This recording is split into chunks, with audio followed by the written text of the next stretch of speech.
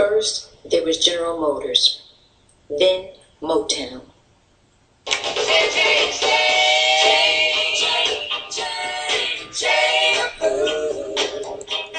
And now it's War on the Horizon, live in Detroit on May 18th at 90s Knowledge Cafe, 12511 Woodward Avenue, Highland Park, Michigan, 48203. War on the Horizon's own Irritated Gene will be doing a lecture on Mind Your Black Business, Part 2, Why We Unmuted, and the feminization of the black male. Also, we'll have our very own Lady Shabazz of War on Horizon Radio doing a book signing for God's Gift, How to Be a Good Black Woman to a Strong Black Man. And we'll also be featuring African Insurrection music artist United Front. That's right, those brothers from United Front will be performing live at 90s Knowledge Cafe as well. It all goes down on May 18th at 90s Knowledge Cafe from 2 to 9 p.m. Don't miss War on the Horizon, live in the deep. For more information, contact War on Horizon at 202-309-9106. That's 202-309-9106. This event is absolutely free. War on Horizon, Black family. You gotta love it.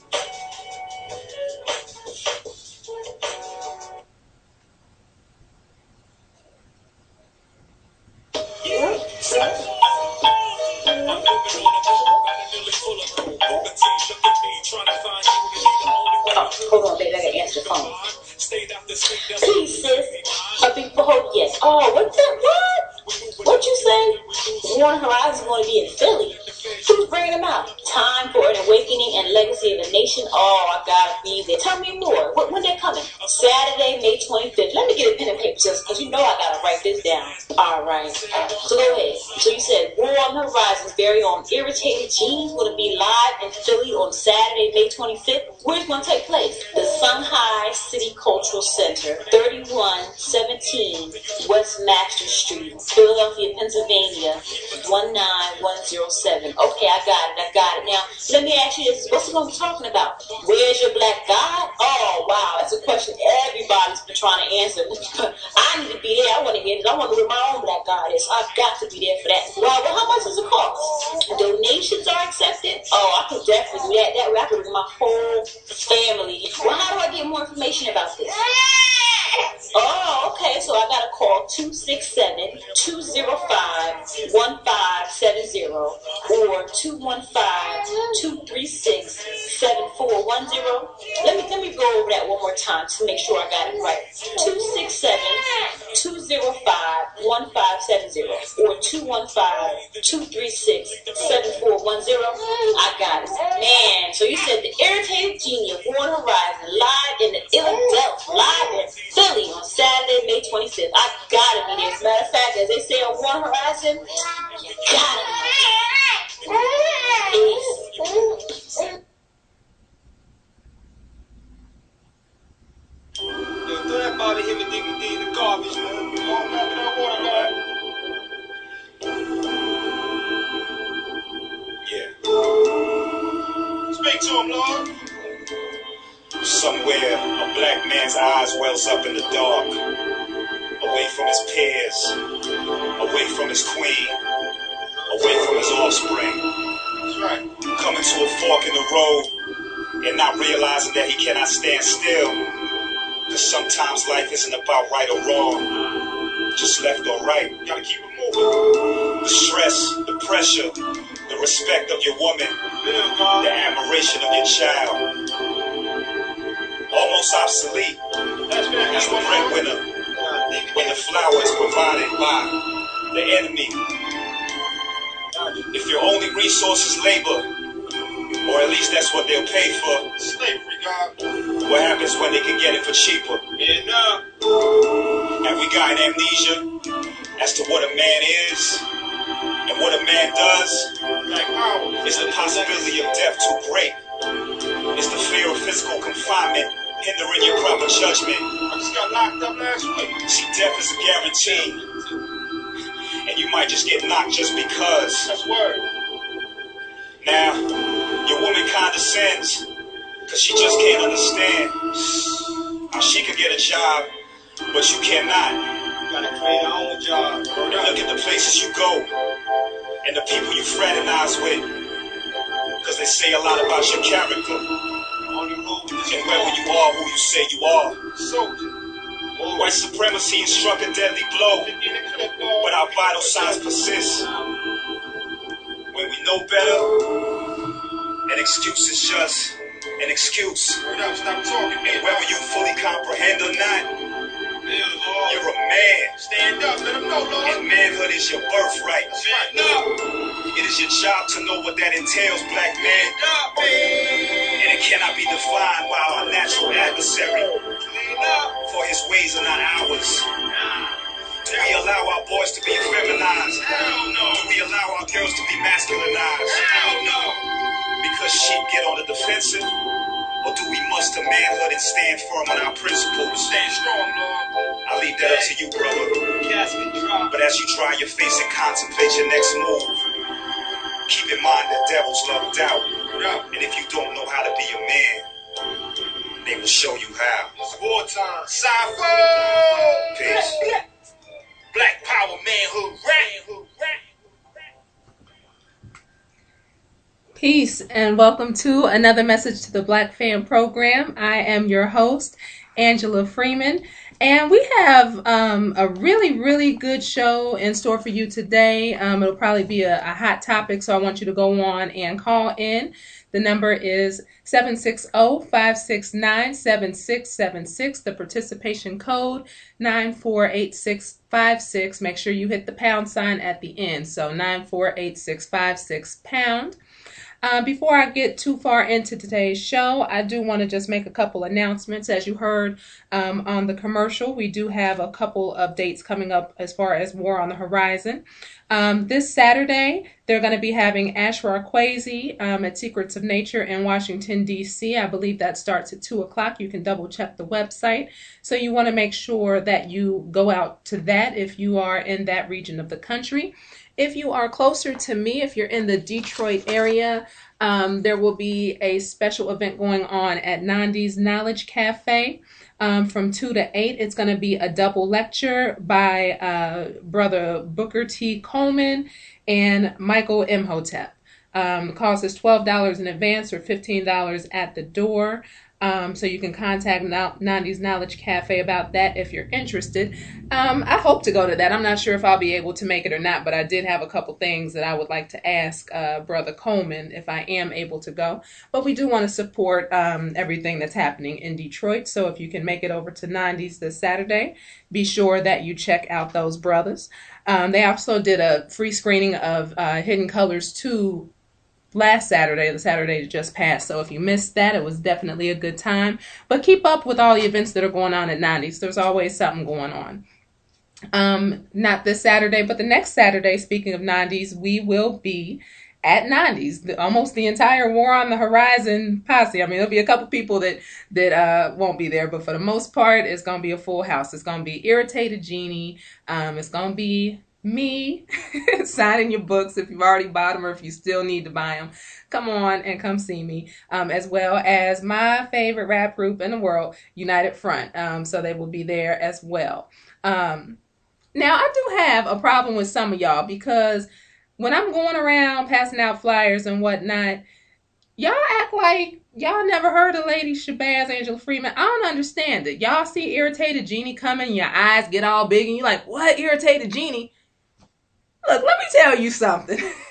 Don't be acting like you don't know. If you listen to Irritated Genie show, I call in every week cussing out somebody. Y'all better act like y'all know. And y'all better start listening to Message to the Black Fan program too. There's a whole line of programs on War on the Horizon, so be sure you tune in each night. As a matter of fact, after me, there'll be the Cypher program, and then tomorrow at 7, we'll have the Sovereign Haiti Initiative. So be sure that you're tuning in for everybody's programs. Don't be hating on the rest of us. But I have been getting love in the barbershop, so everybody I've met in the barbershop, thank you, and I will see y'all next week.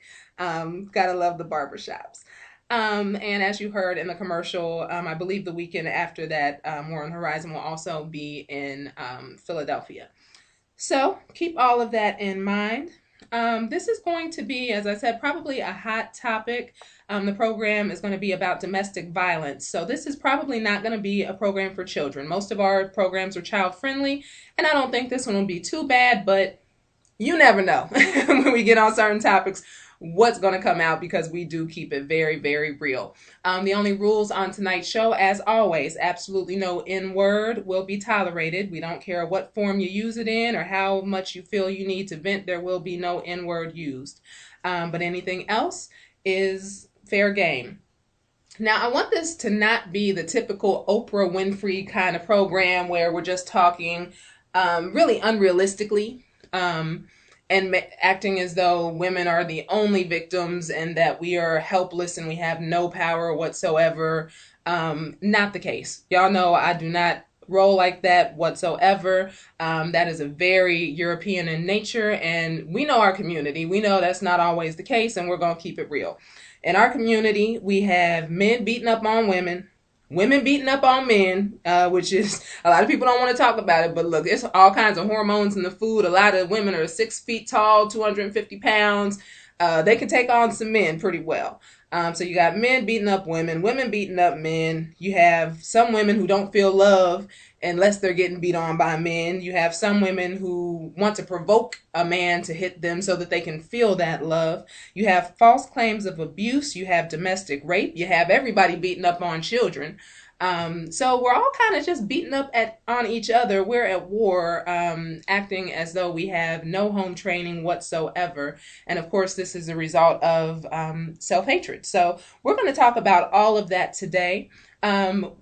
I'm believing, and you never know, we'll see how it goes. Both of my guests are female, so we probably will be focusing a lot on the female aspect of it, but do not be afraid to call in. If you're a brother and you've noticed women being very hyper aggressive or something like that, or even if you want to talk about child abuse, whatever you want to talk about as far as domestic violence, call in and let us know. This will not be just a one-sided program. I don't roll that way. So I'm very excited today about my guest. My first guest is a very, very good sister of mine. Matter of fact, if you've been listening for a while, the very first program I did, I believe, she was on the program with me, helping me out because I was very, very nervous. Her name is Mumina, and I wanted to have her come back. We were just talking, maybe a month or two ago, about some very disturbing things that we had heard about, and decided to do a program on it. A short biography is that Mumina is a survivor of domestic violence. She was in a toxic relationship for 3 years. After being brutally attacked by her ex-boyfriend, she was able to go through the process of filing a domestic violence case. She went to every court date with the assistance of an advocate who provided her with very helpful resources, helped her out with that. Although her boyfriend didn't receive any jail time, he was assigned to an anger management class, and this was really pretty much a slap on the wrist. It made her feel like the justice system spit in her face. It takes a while to recover mentally, even when, it takes time to heal. It takes time to get over that. Mumina started the healing process by speaking to a domestic in a domestic violence forum, some television programs, some radio shows. They were all hosted by a group she's a member of called Crow in Chicago. At the time, she felt like she was helping other victims by telling them her story, but it actually helped her heal, and we see that a lot. She wants women to take back their power by taking charge of their lives and seeking counseling so they won't repeat the pattern of being abused in other relationships or passing that behavior onto their children. And she also realizes that recovering and healing from the trauma of domestic abuse and violence is a lifetime journey. We also have on here another sister named Cassandra. And I do want to put on a disclaimer for Cassandra because, as we know, we're on the horizon. We are very outspoken and we don't hide that fact. We say exactly what's on our minds. And just so that nothing that we say today is a reflection on her, we did just want to say that the views expressed by War on the Horizon are not necessarily her views. Whatever comes out of her mouth is her viewpoint, nothing more, nothing less. She's a former victims advocate from the city of Chicago. She's the mother of 4 and a wife of 15 years. She's currently a writer and counsels women and families. She has worked for over 10 years with domestic violence victims, violent crime survivors, and their families. She chose to work in this area due to the amount of violent crimes against women and children that had started to plague her city. It hit home one day when she discovered that her mother had been beaten and raped. At that time, she was in high school, and it hurt her to not be able to do anything to help her mother out through that process. She decided that she needed to make a stance for other women going through such violence. She has a degree in psychology and business from Prairie State and Roosevelt Universities. Her book, Well-Planned Exit, will be released in July, and it's pretty much an anthology of true stories about relationships where domestic violence, physical abuse exist, and some even ended in murder. The book also provides the reader with an exit plan strategy that would have helped the victims get out of their situations.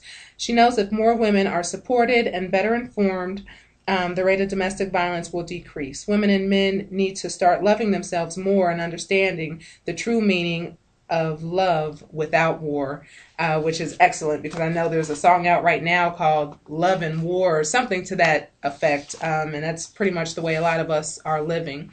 I pretty much have a unique perspective because I am not a big expert on domestic abuse, nor have I counseled anybody. I mostly focus on cooperation and the family dynamic.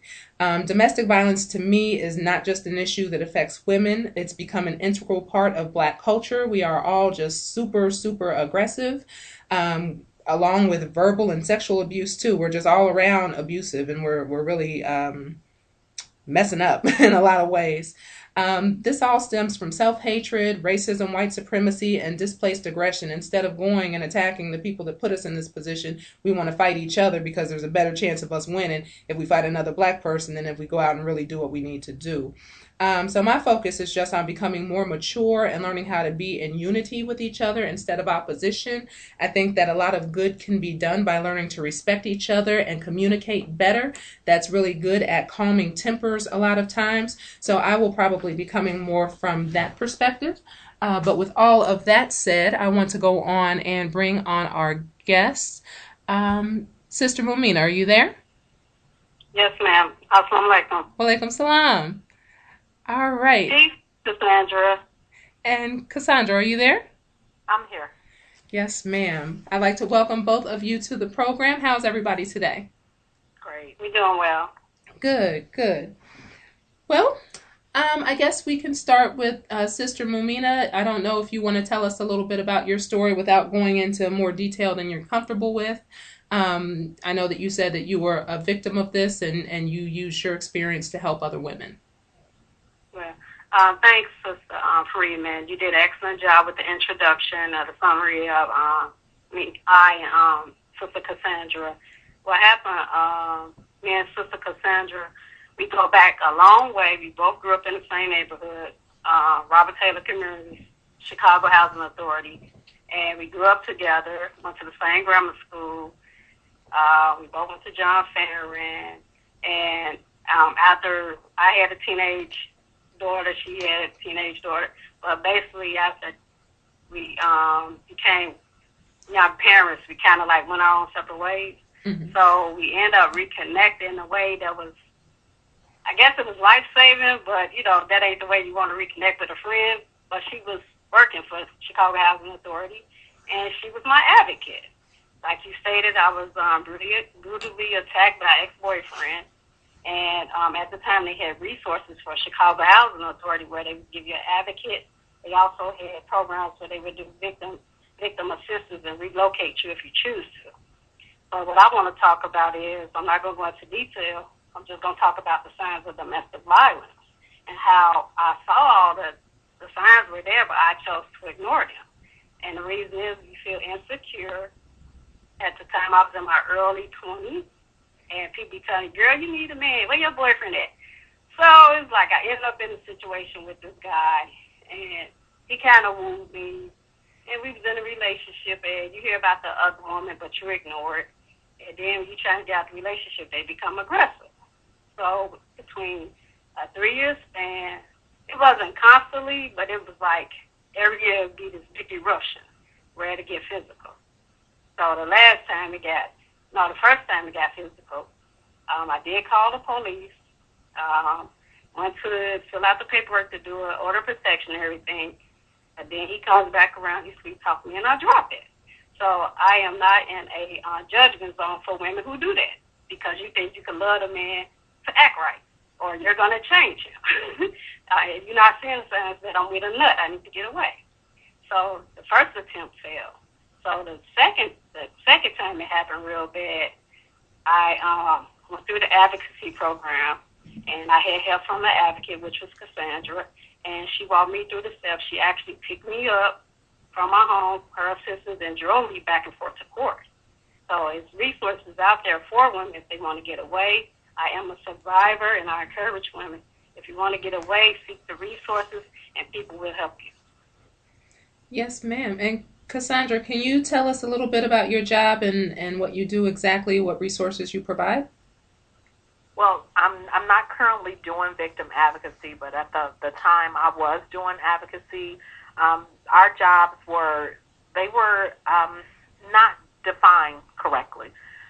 We were told that we would get calls from individuals that were in situations, anything from domestic violence to children being raped, abused, everything from gunshots to individuals who were murdered.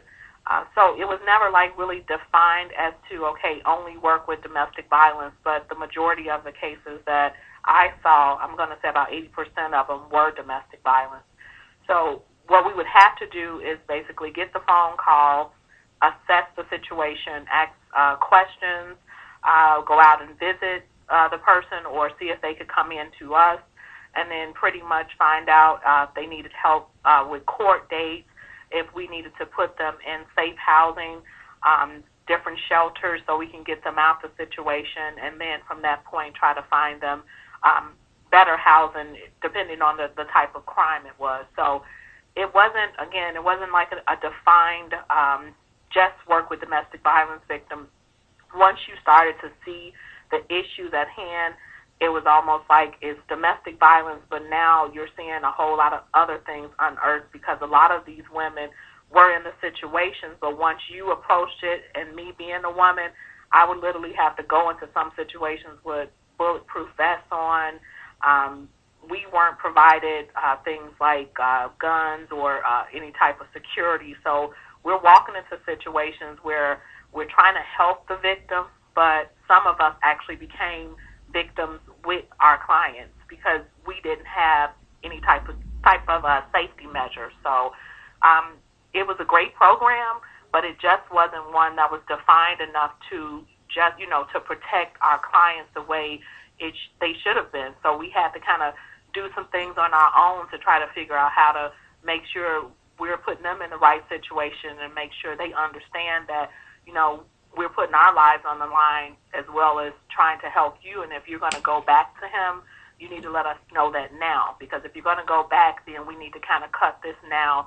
We can put you over with a, government agency and see how much help they're going to give you, but we don't have the money and a wherewithal within our department to pretty much, go in there and have someone protect us when we're walking into some of the situations. And most of our situations were in the public housing authorities, and you really never knew what was going to go on. Most of the guys were drug dealers or they were affiliated with some type of gang. So you're going in there trying to help someone that they're hurting, and you're putting yourself in a situation, and you just have to kind of, like it said, you have to kind of have some wherewithal outside of the realm of what we were taught on paper.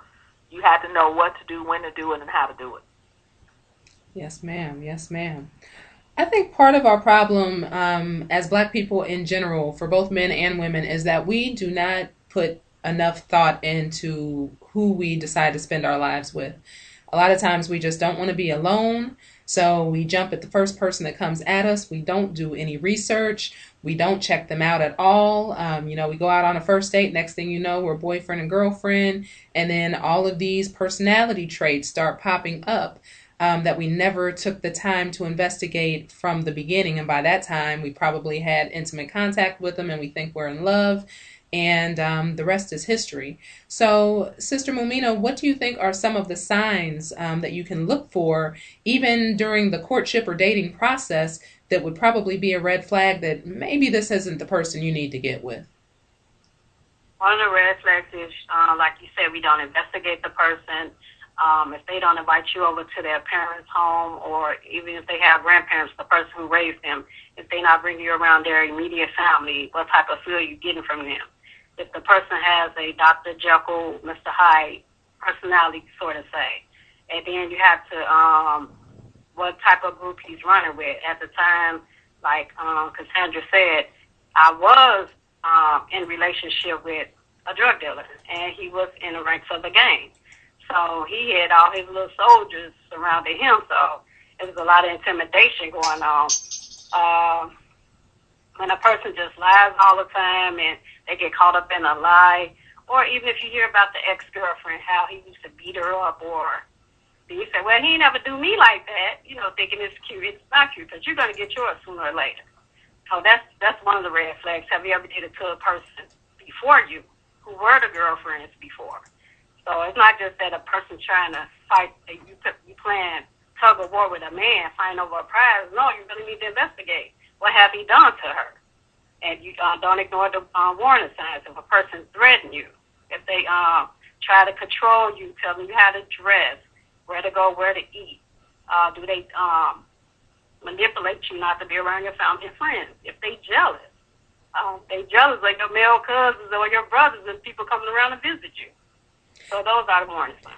Now, can we specify, because a lot of times when we hear the warning signs, we take it and try to fit that into kind of a broad category.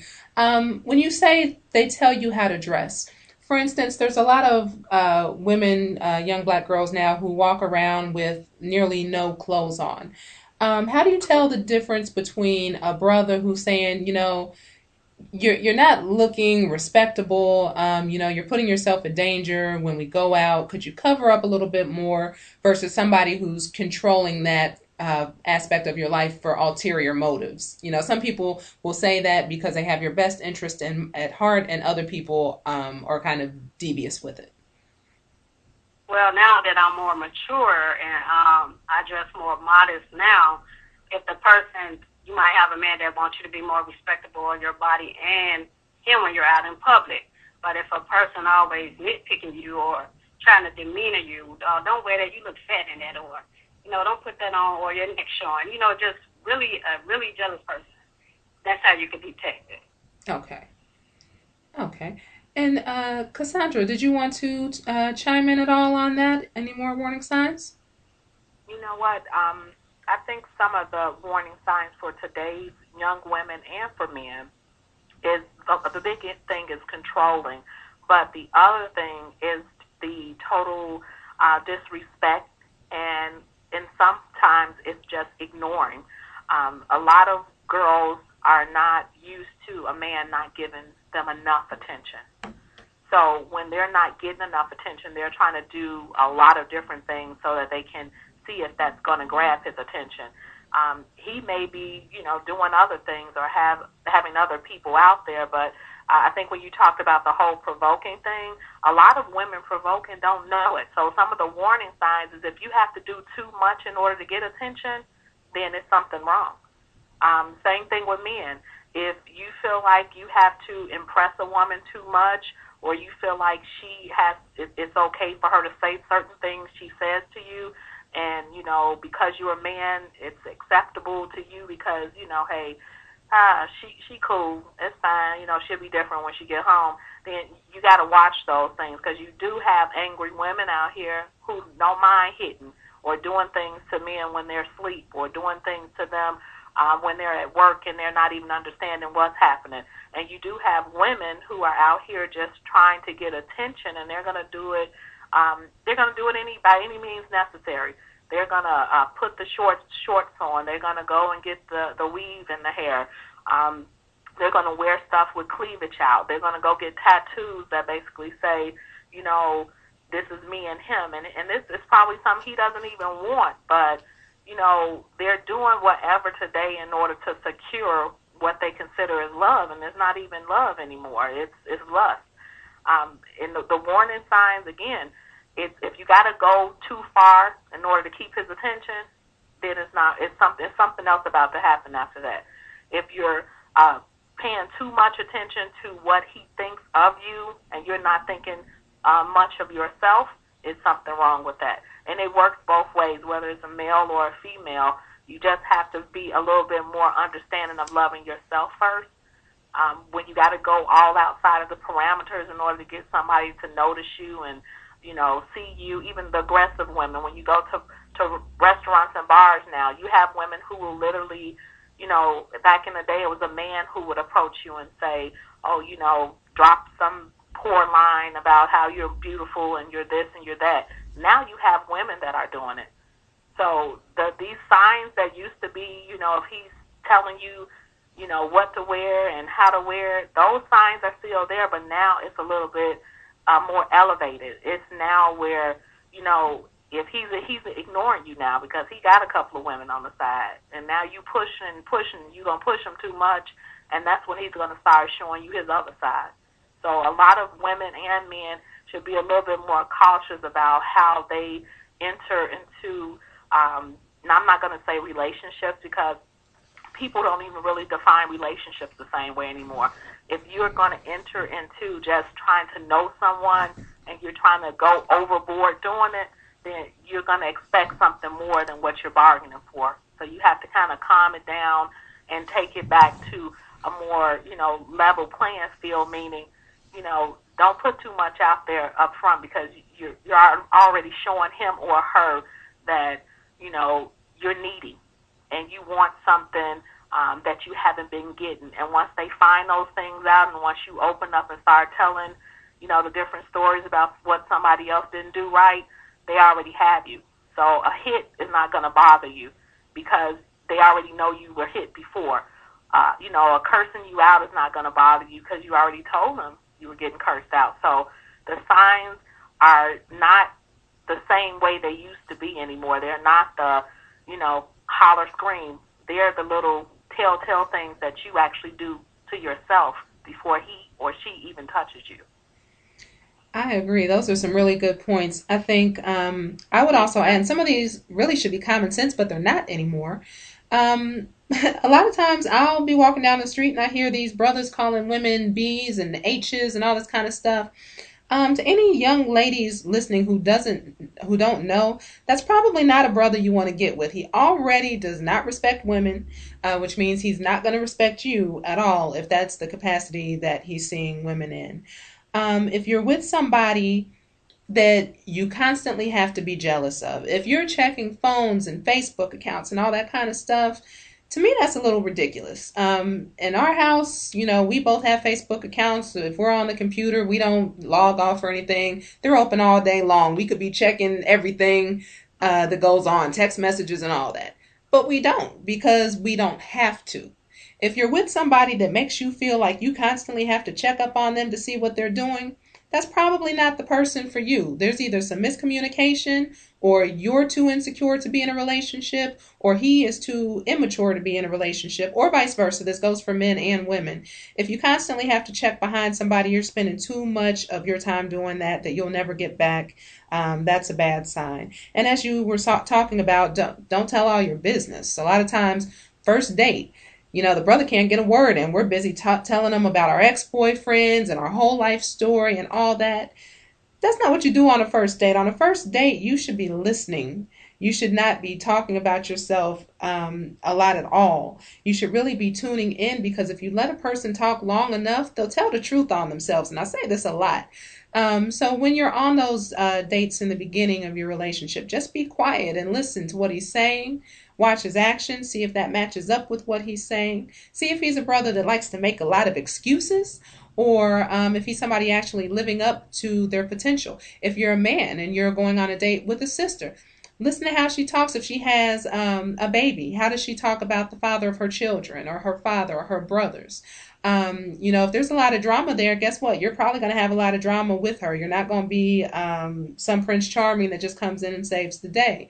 A lot of times this has become habitual and she thrives off of it. So instead of just unloading them and trying to convince them that you are the right person for them, pay attention if they're the right person for you, because we spend too much time trying to get with people who are not right for us at all.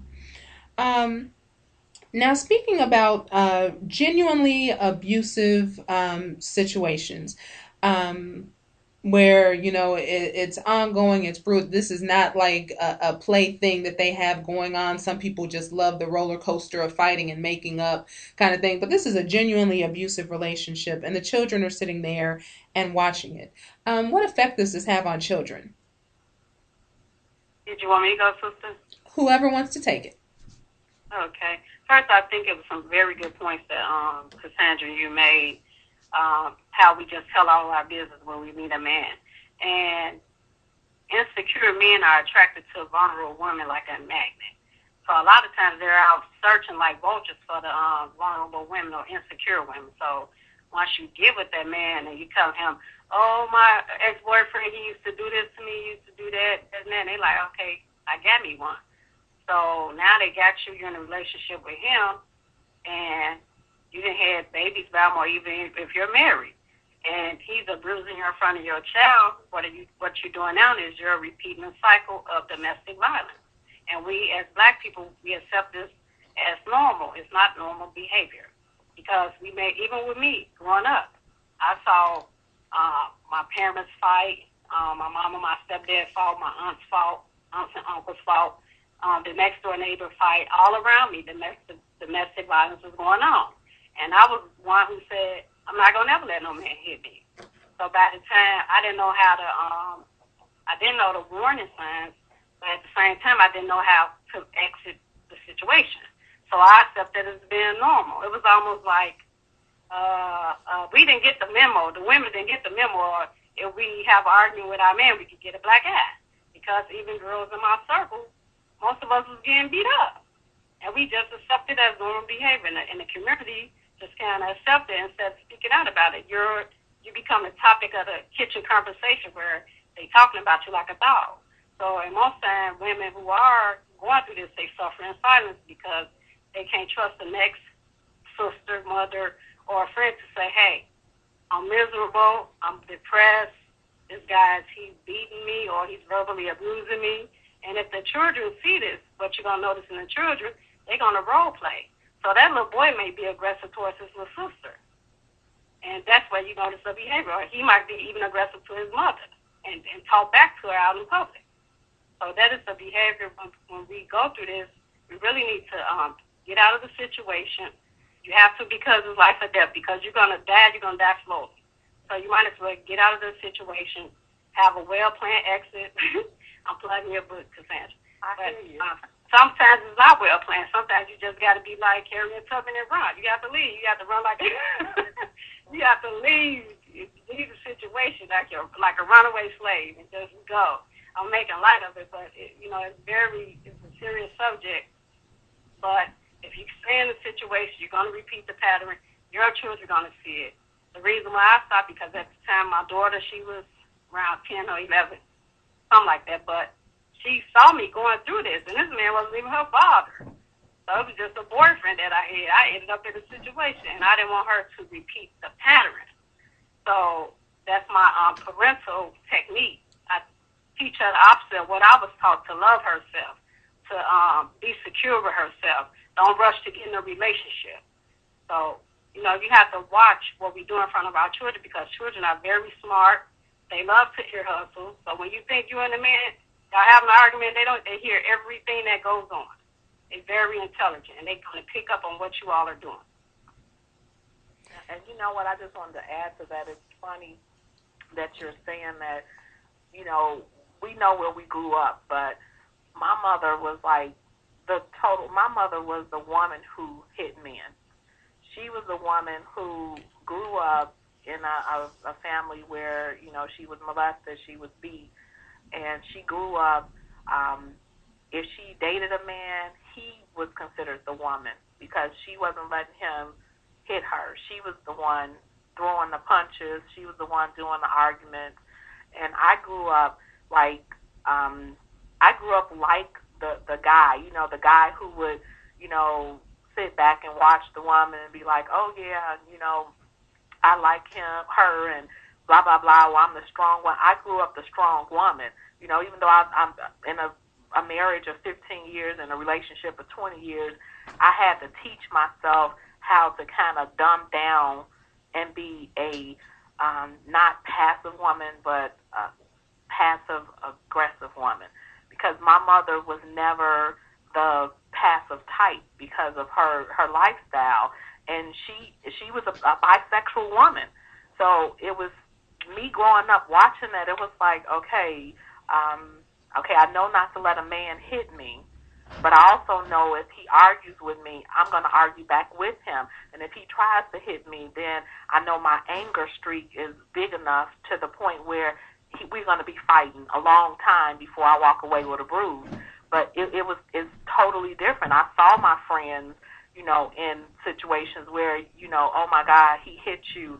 And I would remember seeing friends and saying, you know what, where he at, because we need to do something to him. You don't hit a woman like that. And again, it's a planned behavior to a point, because if you grew up around it, some girls are like, okay, I saw other people do it. Okay, as long as he loves me, it's okay. I remember telling my grandmother, my husband is we are arguing this, that, and other, or if it was a situation where it was infidelity or something, I remember telling her, and she would say, well, as long as he's coming home and taking care of the finances and making sure the bills are paid, then I'll just let him do what he do. And I had to sit back and tell her, you know what, Granny, this is not 20, 30 years ago. This is not the South. Because for some odd reason, that was allowed then. You were allowed.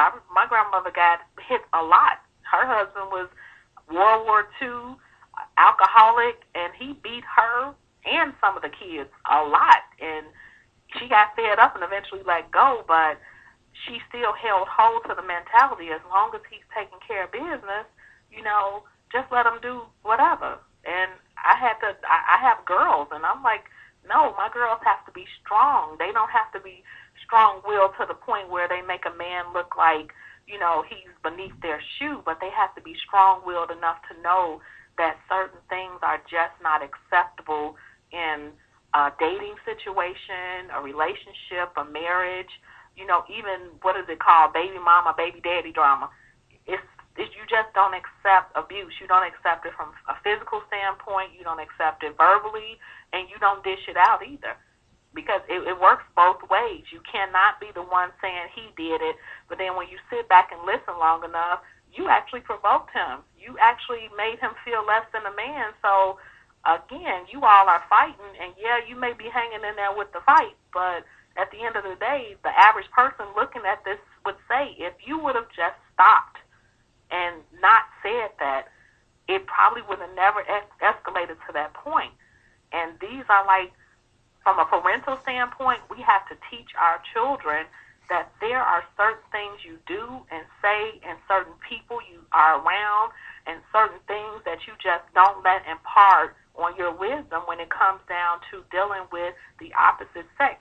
You just don't do it. Even the same sex, you even got that stuff going on. And abuse is abuse. I don't care who's doing it and how it's being done. It's there. And if you keep doing it, you're going to have a problem. Yes, and I definitely think under no circumstances is it okay to hit somebody. If you feel that you need to hit the person, then you need to just go. And I'm going to say, for men, a lot of times y'all try to stay and work this stuff out, and you have a woman who is one of those women who don't feel loved unless they're being hit, and she will say all kinds of things. First of all, black men's egos are already kind of shattered just from being in this society and dealing with the things they have to deal with. Ours too, but men have a little bit stronger ego than we do. So to hear certain things coming from their woman can push them over the edge when they're already suffering, from that sickness. And so you get somebody who is provoking you, and you think that you can deal with it, but you know one day you may snap. Now, you know, whenever police are on premises, we've talked about this before, your life is in danger. It doesn't matter if you hit her, if you haven't hit her, if she decides to just call just because. Those police come with their guns drawn, and they, a lot of times, are bloodthirsty and will kill you and get away scot-free. So if you feel like the situation is going to go there, then you need to leave. Sisters, if you feel like you're going to hit, or if you feel like you need to hit him because he's messing around or doing whatever, not the man for you. We have to build stable relationships and not be afraid to leave when it's time to leave. And I know a lot of feminists are probably listening and gritting their teeth and saying, women can't provoke men. Look, let me tell you something. We all black women, and we gonna keep it real. We gonna keep it real because we know what buttons to push. And I was kind of debating whether or not I was gonna tell this story, and I probably shouldn't tell this story, but you know what? If I regret it later, I just won't put it up on YouTube. So I was in a relationship well over a decade ago, and you know, everything was all right. Things started getting a little rocky because he wasn't holding up, paying his part of the bills or whatever, but we were in a lease together, so I couldn't kick him out, so I just had to deal with it cool. He made the one mistake that you can make with Lady Shabazz, Angela Freeman, that is unforgivable. I found a letter from a white woman saying that she was his bottom bitch. I didn't know what a bottom bitch was. I had to phone a friend. I had to phone a friend, my friend in California. You know, what's a bottom bitch? So I found out what was going on with this situation, and I flipped. But I was in a situation where he wouldn't leave, and I couldn't make him leave. So I just had to sit here and look at him with my bad temper for about a week. And after a while, it started getting on my nerves, and I'd come home from work, and he'd be chilling on a couch playing PlayStation after I've been working hard all day. And one day, I just couldn't take it no more. I said, this dude is just sitting here on my couch like he's paying bills, like he belongs here, like he's just the king of the world.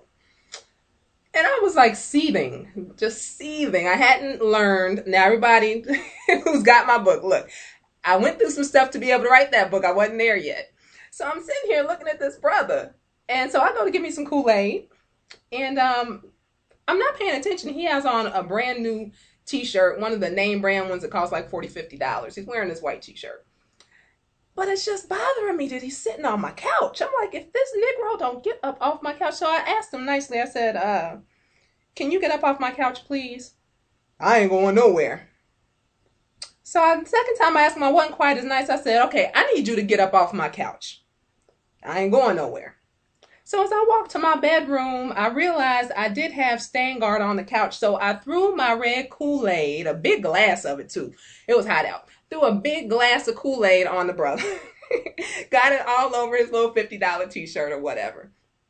And so he got up, and I was about 125 at the time. He was a good 250.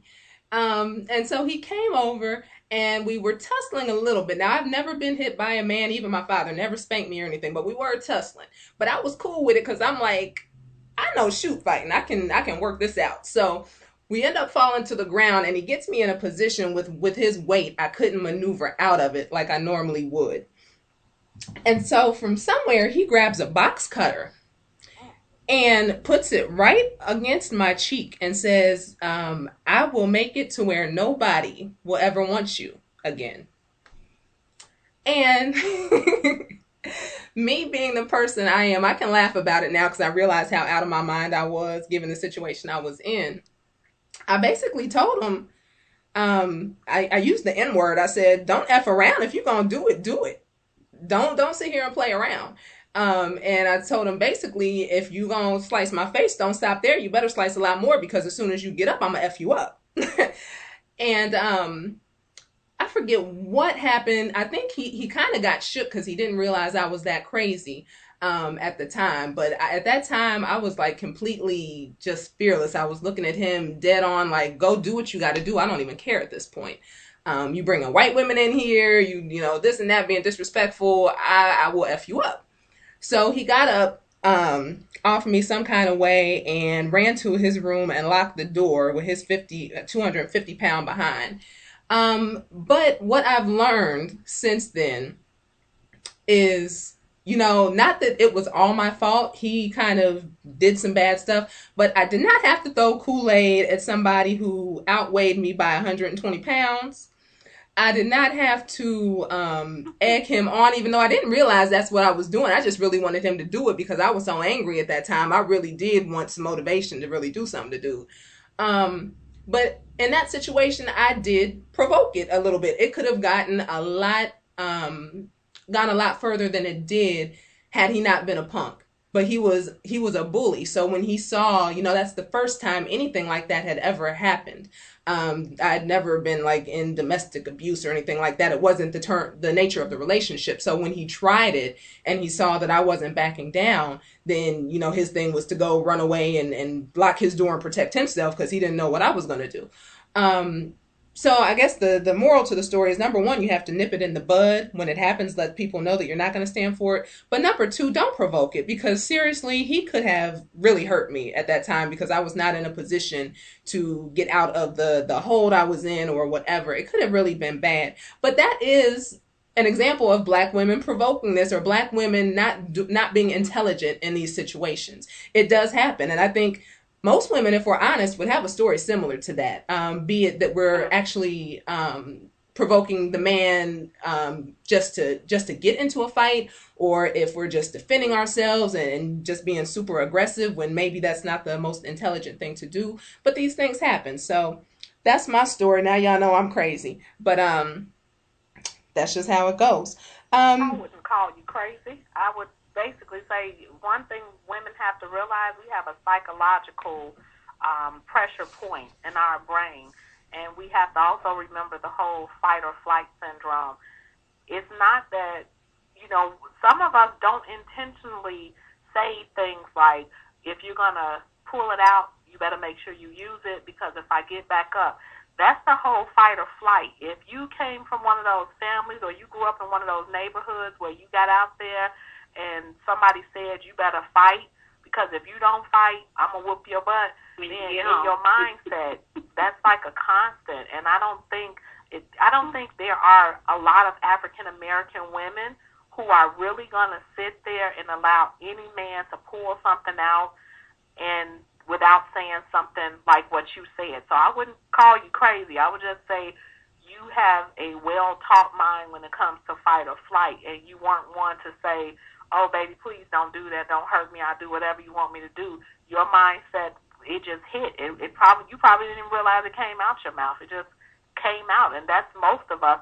Most of us have that mentality that, we don't want to be afraid. We don't want to be put in situations where we have to say, I'm going to fight you or I'm going to run. And in your case, if he had you down there, I mean, most women will probably have said what you said and then regretted it after the fact, because somebody probably told them, girl, you said that.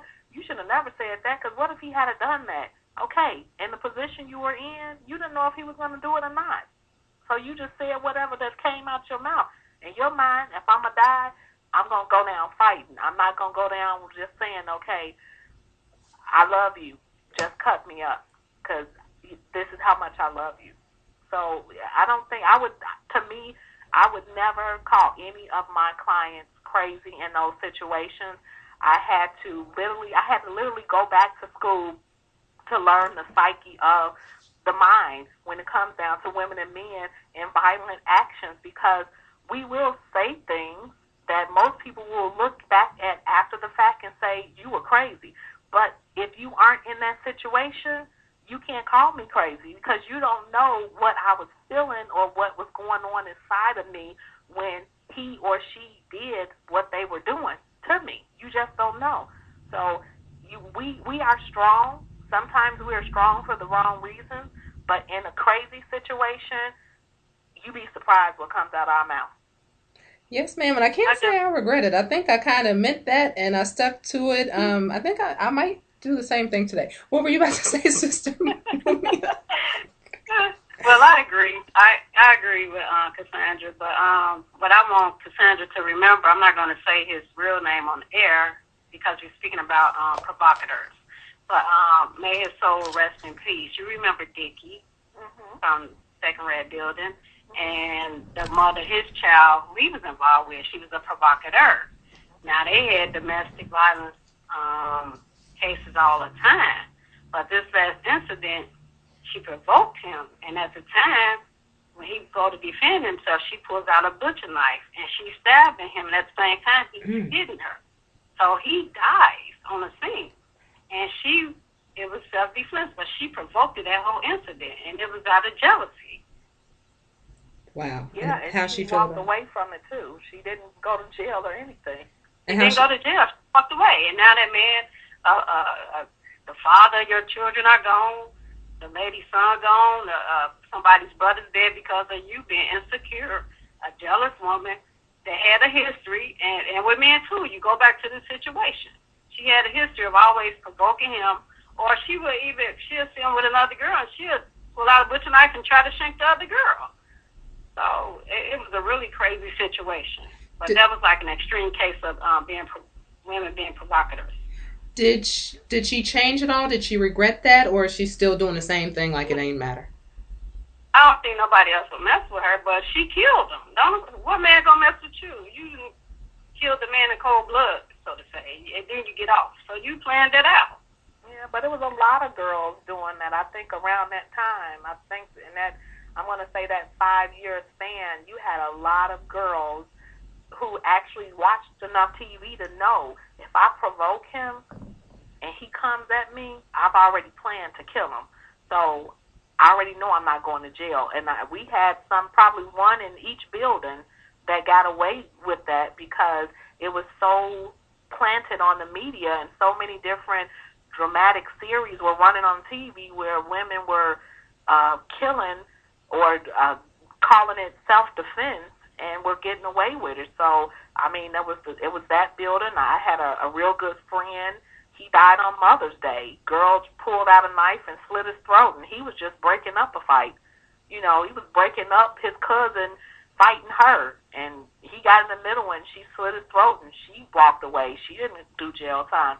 So I think at that particular point in time, a lot of women were learning that if he ever hit you before and he kept doing it and you didn't know how to get out of it, provoke him and make sure you put something in your pocket, because you could kill him and walk away as long as other people knew he was hitting you beforehand. And it just became like a not rare, but it became a norm for a lot of the girls who we grew up with. Wow. Now, I have a few more things that I want to discuss before we go to the phone lines, but we will be going soon. So again, I'm going to give the call-in number.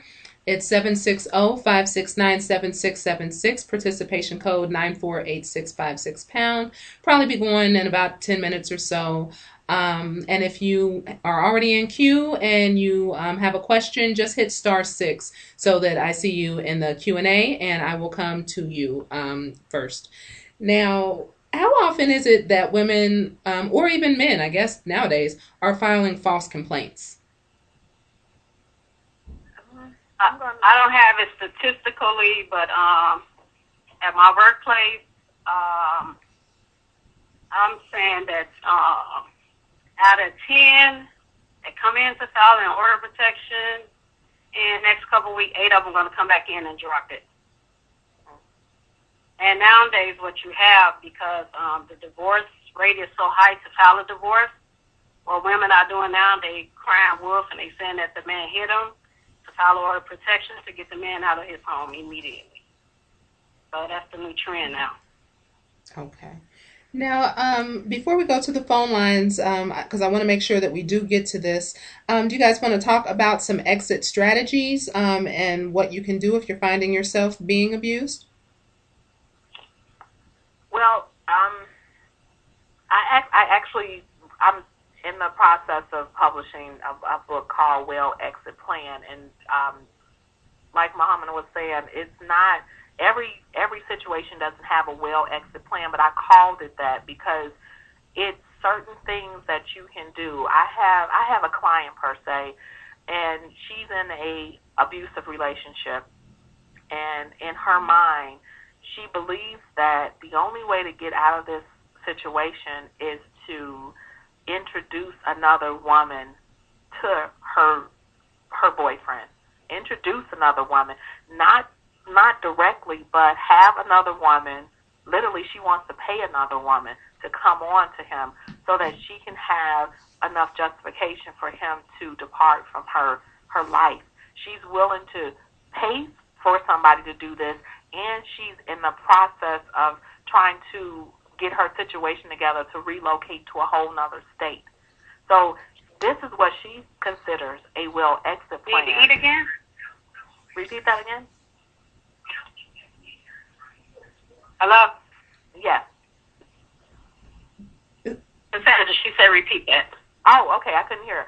No, I was saying she literally is creating what she considers a well-planned exit strategy from this relationship, and the only way she feels she can do it is having another woman entertain this man, become this man's, new thing, while she plans to exit the relationship, exit the home, take the kids, and go. And, when I'm sitting here and I'm listening to it, I'm thinking, why not just leave? And I actually said it. Why can't you just leave? She's like, because I did it all. It's all mine. Why do I have to go? He's not making it easy. He's doing this, he's doing that. I'm like, but you're willing to bring another person into your situation and have that person have to go through what you're going through. And she was like, I don't know any other way to do it. So I had to create some conclusions to a lot of these women's stories, because the stories went from, woman abusing man, and she's abusing him verbally. I had a woman who literally, husband went to sleep, and she took Nair, and she put it all on his eyebrows, his mustache, his beard, his hair. These are the things she was doing to him because she felt he was cheating on her. And I'm like, okay, but what does that man do when he wakes up and see that you did this? He's going to hurt you. And she's like, no, he's not going to do anything because I always do something like this to him. So you're thinking about the women who are doing this, and then the women who feel like, I don't know how to get out of this. I have nowhere to go. I don't have friends. I had a girlfriend who moved all the way to another state with her then husband, and she thought he was going to forget about all the times that she cheated on him and had other kids during the marriage. And he got her all the way to a whole other state and left her basically penniless, homeless, with 6 children. And to me, that was a form of abuse, because he put you in a situation where you were out of connection with anybody who could help you, and now you're sitting here stranded, and he has another family, and he's moved on, and now you're living in a hotel with 6 children. But you started the abuse first, and he just ended it.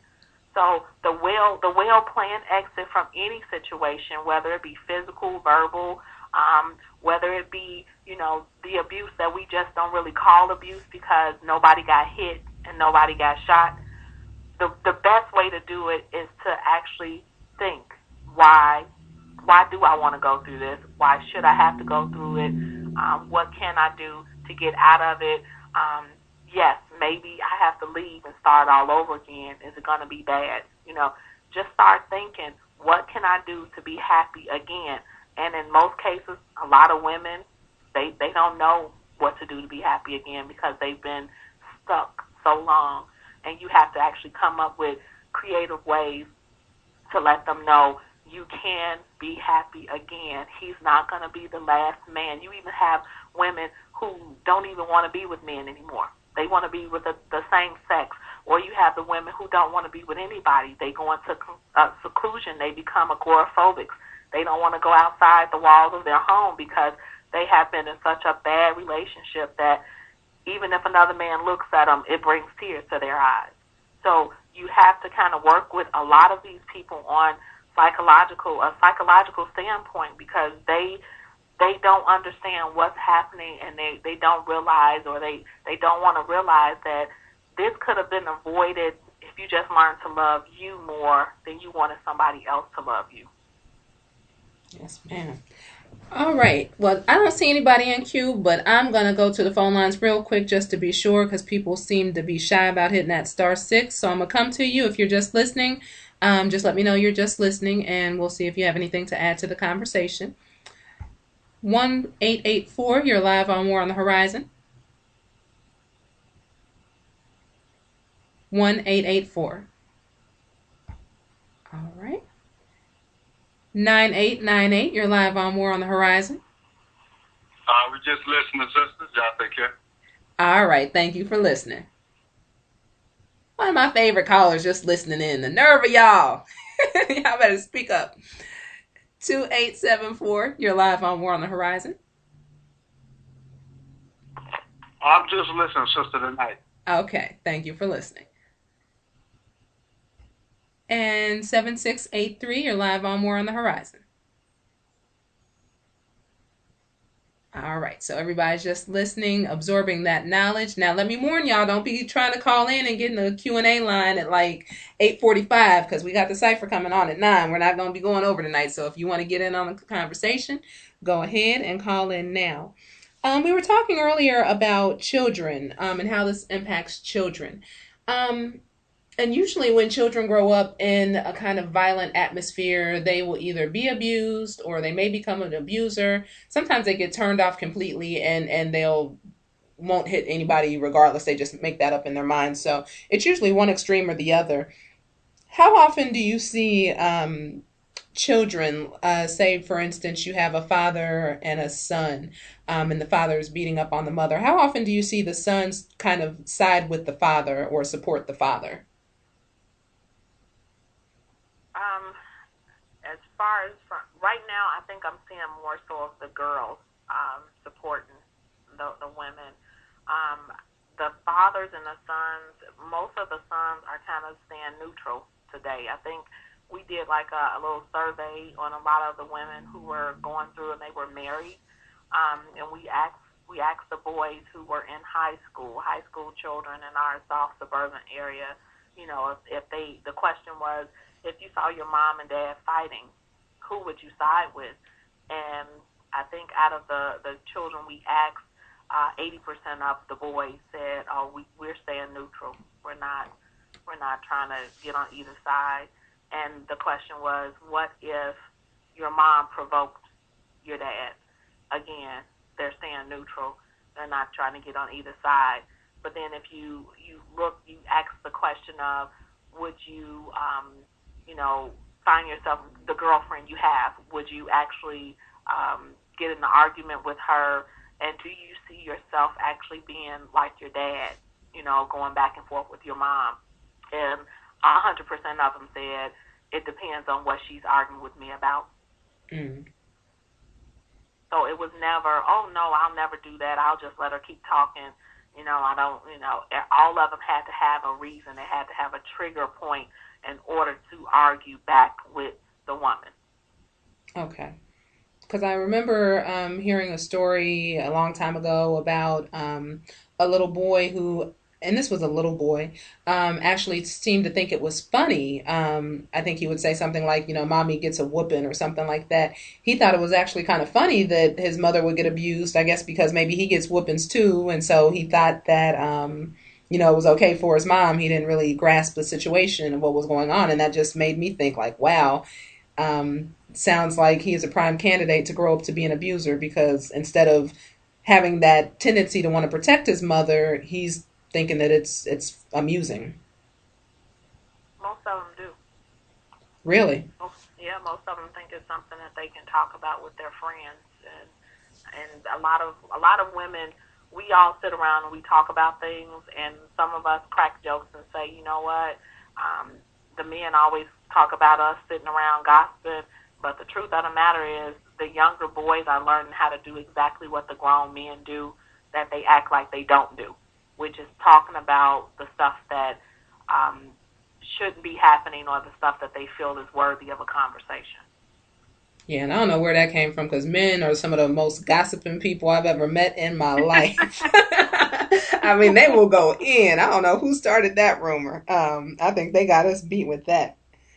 I think that one of the solutions to me is to start holding each other accountable. A lot of us are talking about decency and morality, but yet we won't speak up. If we have a brother and we know that he's not, doing right by his children, we know that he may beat his wife, or a woman, we know that she's being very disrespectful. A lot of times we don't call them out on those actions. And that's why all of this craziness continues, because nobody in the community will stand up and say that's unacceptable.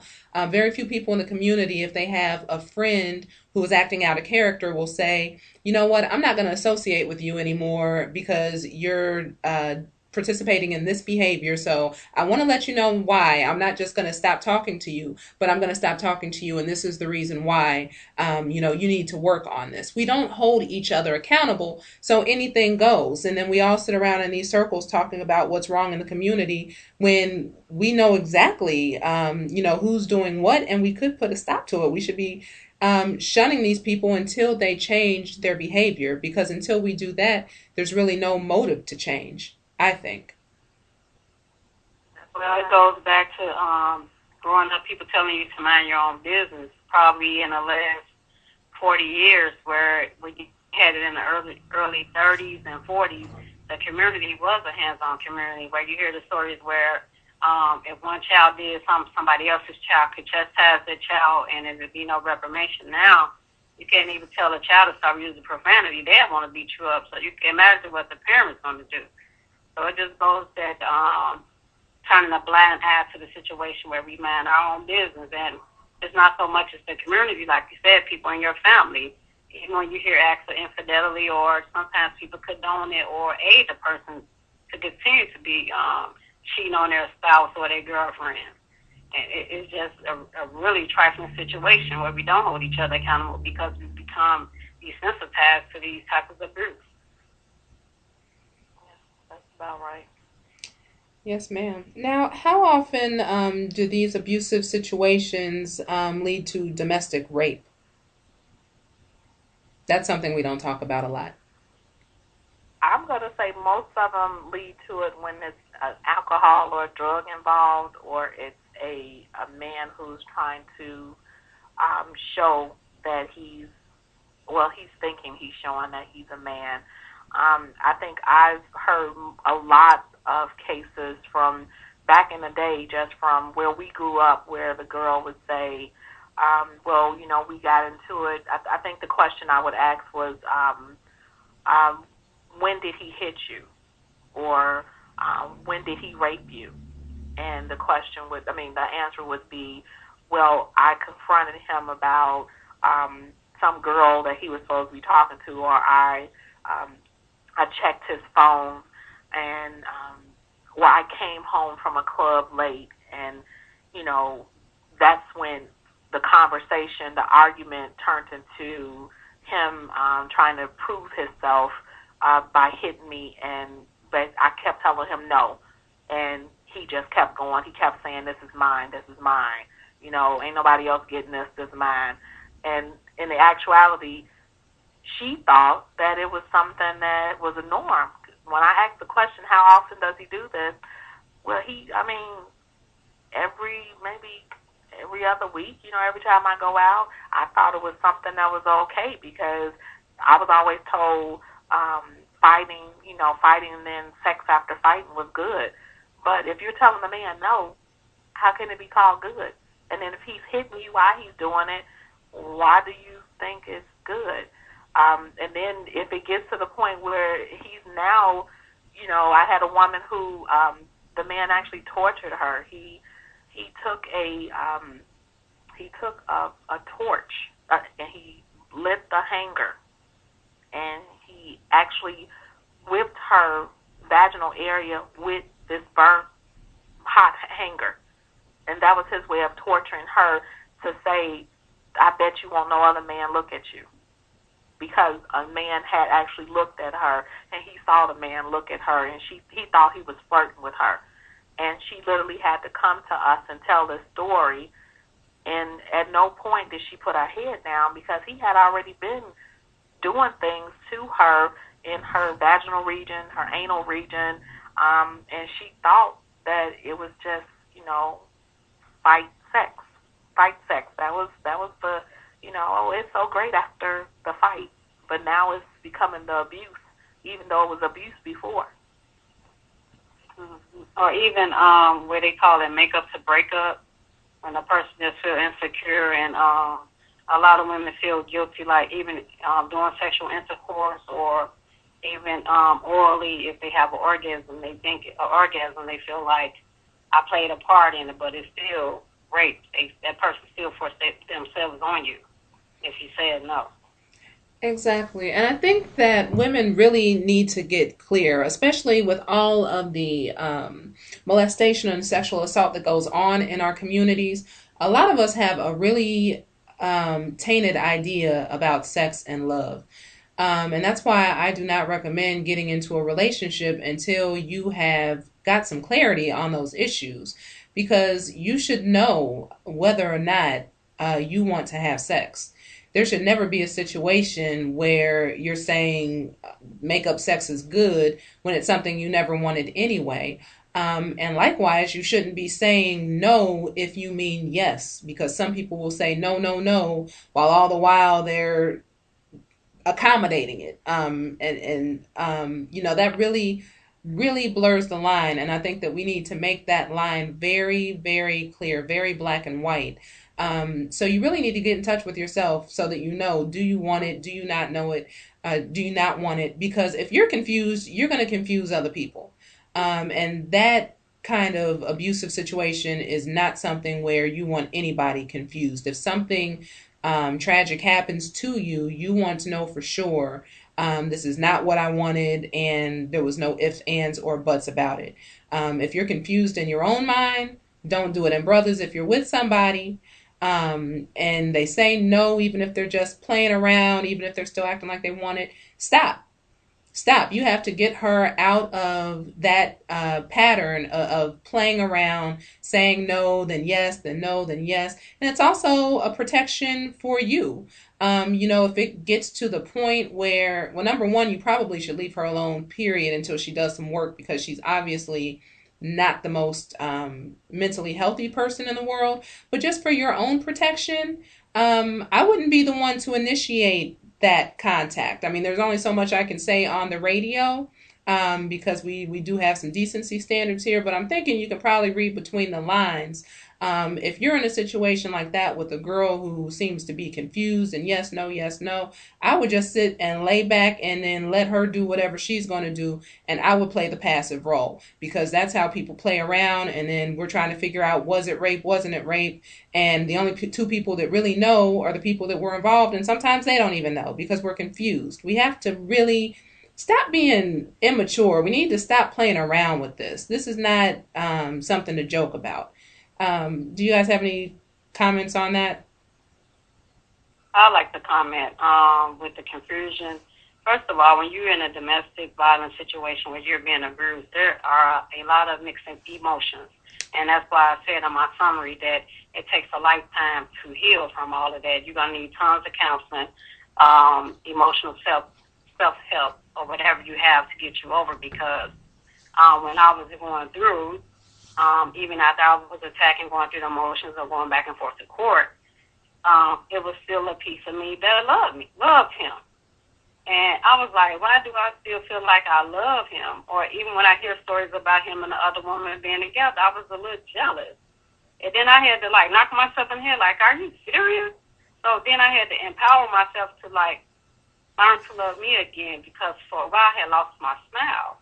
And I had one neighbor, she said, why you don't smile anymore? She's like, you have the most beautiful smile. I haven't seen you smile in a long time. And it's because I was so depressed, because after that came the mental depression, anxiety, and all this other stuff, because I didn't get the proper help, or I was embarrassed about it, because you're going to feel embarrassed. For one, if everybody knows, then you're going to withdraw, and sometimes people self-medicate. At the time, I was socially drinking alcohol or whatever to go to sleep at night, self-medicating or partying until I fall out, or, going out kicking it and not addressing a problem that was hurting me at hand, which was I fell in love with a guy. It was a really, I was young at the time. I didn't properly investigate him and his family. Like you said, we go on the first date because we're not properly taught proper courtship and to get to know the person, get to know their families. So you're going through all this mixed emotions. So I just decided that I'm going to empower myself. When I forgave myself, a lot of people say, well, forgive the other person. You have to forgive yourself because first you're human, and it's only natural when a woman and a man, when you unite and have sex, you're going to have feelings for him. So it's natural. So you forgive yourself for going through all of that and learn to love yourself. Once you learn to learn yourself more than anybody, when the next person come along, you're going to be better equipped. So that's why I say get counseling so you won't bring that emotional baggage into the next relationship and then you sabotage a good relationship. Yes, ma'am. Yes, ma'am. Any comments, Cassandra? I mean, when it comes down to relationships, and I think in order to love you or have someone else love you, you have to really know who you are. And a lot of us, as younger women, we just wanted to, be a part of the mix. I think we just wanted to. Some of the guys were, they were favored. I'll put it that way. They were favored. They were hot commodities. Other people wanted them, or somebody talked about them. And I think even today, even with our young women looking at rap videos and these new dances and all of that, they want to be favored. They want to find someone who is along the line of somebody they've seen in the videos, and they're not thinking about what we think about now. Let's find out who his mother is, who his father is.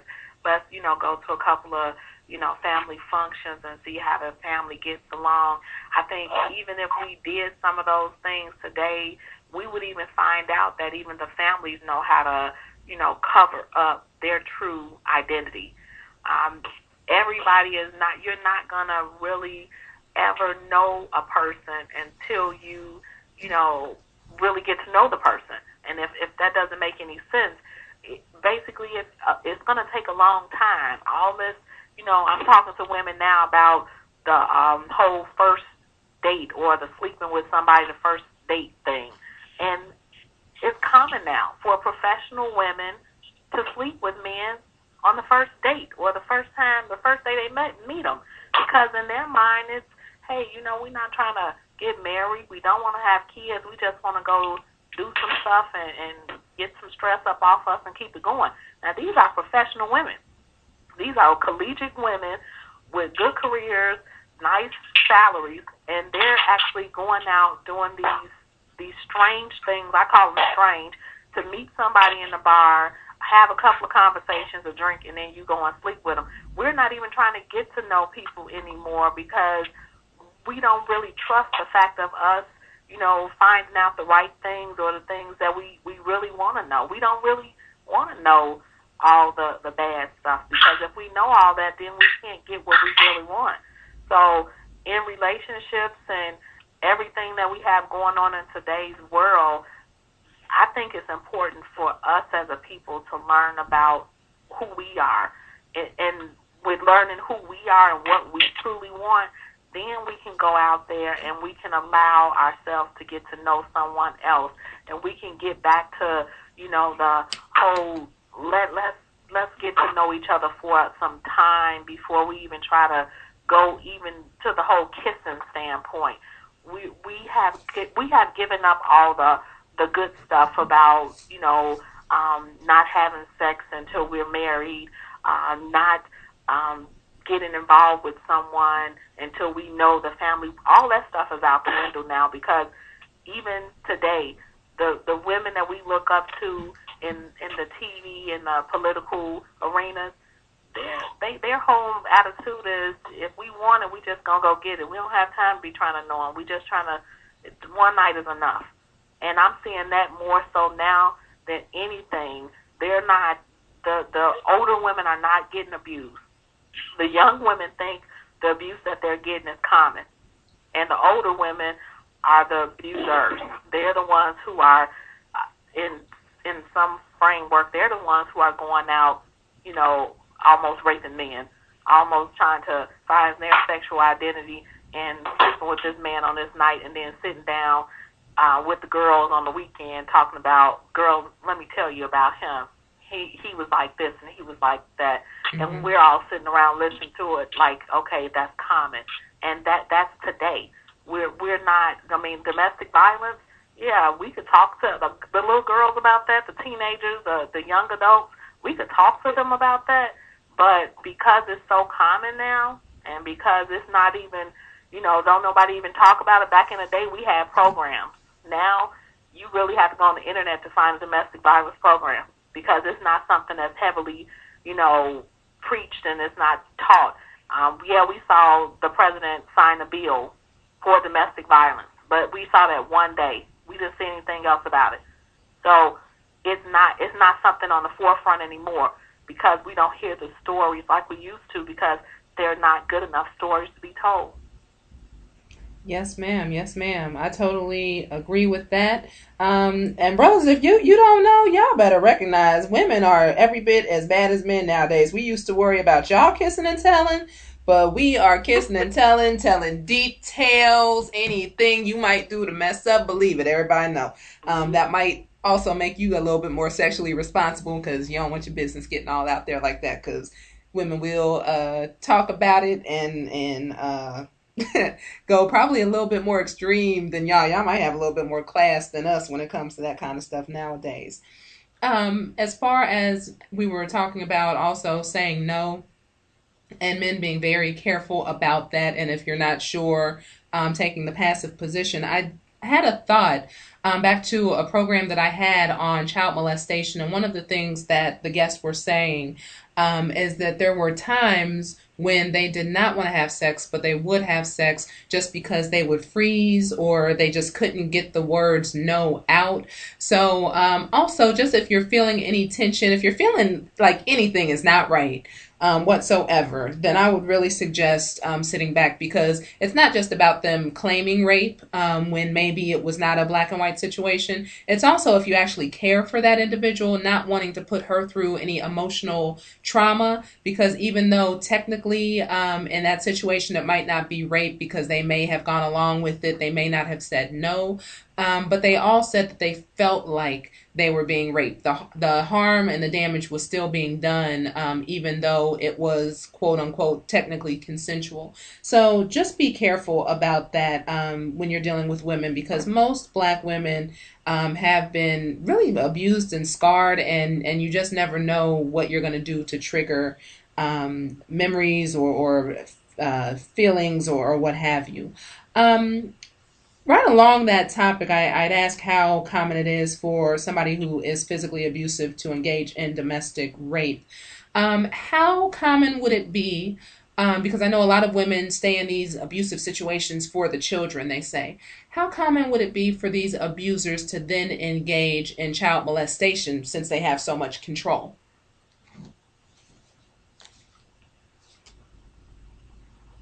You know what? When you said that, all I could think about was, and I don't know, I don't know if you remember, Mama. We had a case in one of our buildings where a young lady was in a situation with a guy, and he was abusive. He had an extensive criminal record, and the case was it was just graphic, and when I say graphic, it was something that stayed on our minds forever. But he literally was beating the mother. She broke up with him, and she never knew that he was molesting her daughter. Her daughter at the time was 10 years old, and I remember babysitting her when they first moved in our building. He had been molesting the daughter and beating and raping the mother. She finally went to court. He had gotten arrested on some other stuff, but she went and had her daughter getting ready to testify on him raping her so that he could stay in jail. He literally had his mother, his sister, two sisters, a boyfriend. They killed the mother and the daughter. They literally took the mother out, got her drunk and high while they were in the house, and the sister and the mother stabbed the 10-year-old to death in front of a baby boy that was his son. And when the mom came back in, they killed her. This man had been raping not only this woman and her daughter, he had also been sleeping with his two sisters. So he had a history of doing this, and it was such a, people thought it was so uncommon at the time when it happened. After it happened, we started hearing stories about a lot of the men who came from the South, a lot of them who had wives or stayed in areas or whatever, they had been molesting their daughters. And it wasn't considered molestation to them. It was considered their property. That's something that they could do. And I actually sat and read this case page for page. I think it was 127 pages. And after reading that case, they actually had a list of other men who had been doing something not as heinous but similar, meaning they thought it was okay to have this woman and her child.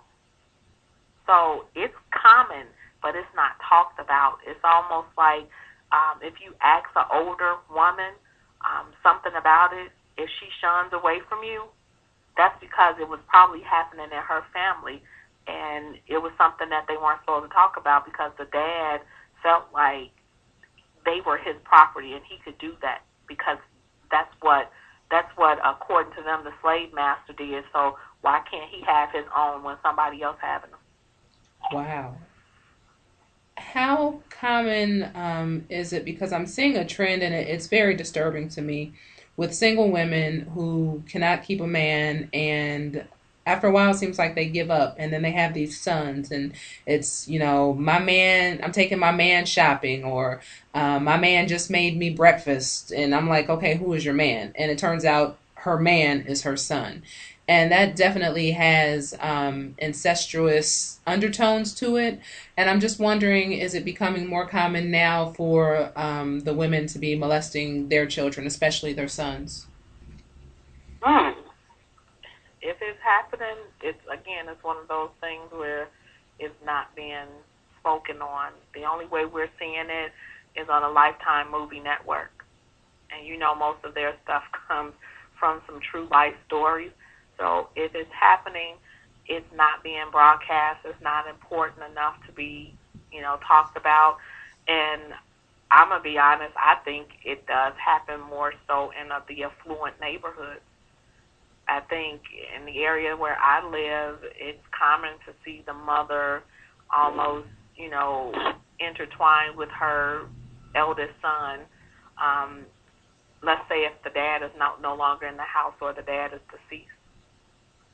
It's common in your more well-to-do families where, again, they're missing something or the husband is not there. And, again, I don't think it's in our poor families, and I'm not even going to talk about middle class because I don't believe there is one, but your richer families or your well-to-do families, it's there. They're just not talking about it because it's not something we're supposed to know.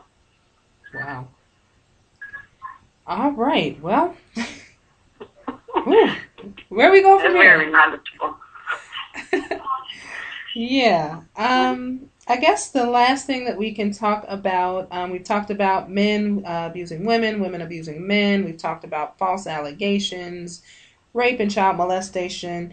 And I guess one of the final things that I can think of that is really disturbing me is the amount of child abuse. Because there was a time when Black women were just the most loving, wonderful mothers that you could have. Probably up until crack hit and everything just went downhill. But I know when I was growing up, rarely, it was a rare thing when you heard of a black mother that was not a good mother. But now we are very hostile to our children. We treat them like they're nothing more than burdens, like they're just disrupting our lives. You'll hear them saying, you're stupid just like your dad, you little nappy-headed N-word, and all kinds of just traumatic stuff that was unheard of back in the day, or if it did happen, it was amongst a very small, low-class minority.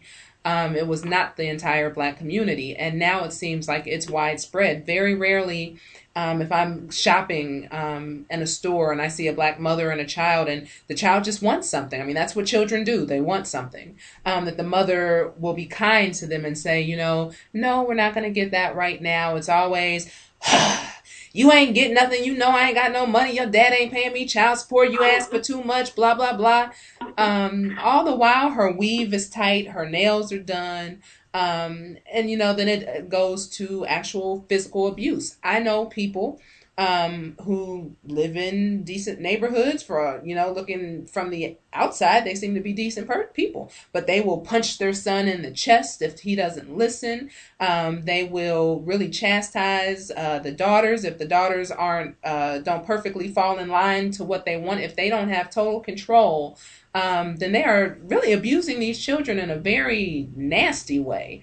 Anybody have any comments about that form of domestic abuse?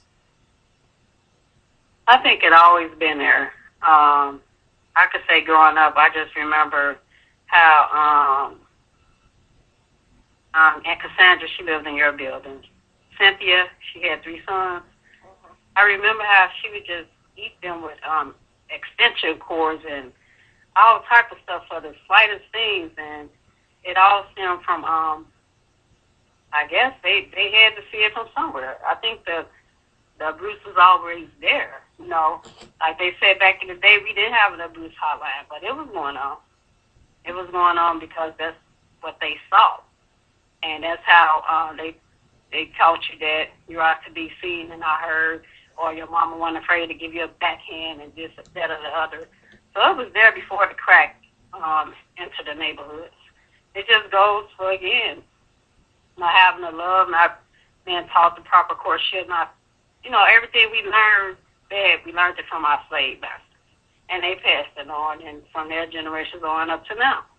So it was always there, it just wasn't televised or on the radio because we didn't have the resources. I think it's the one where the mother is in the mall and she looks at the son and say, "Ooh, you look just like him," and she hits him.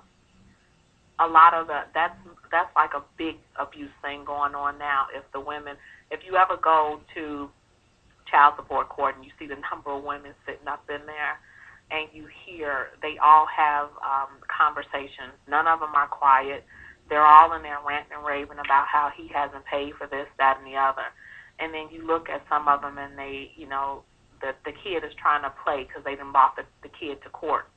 And the kid is running around and they're snatching at the child. They're pulling at the child. They're pinching the child.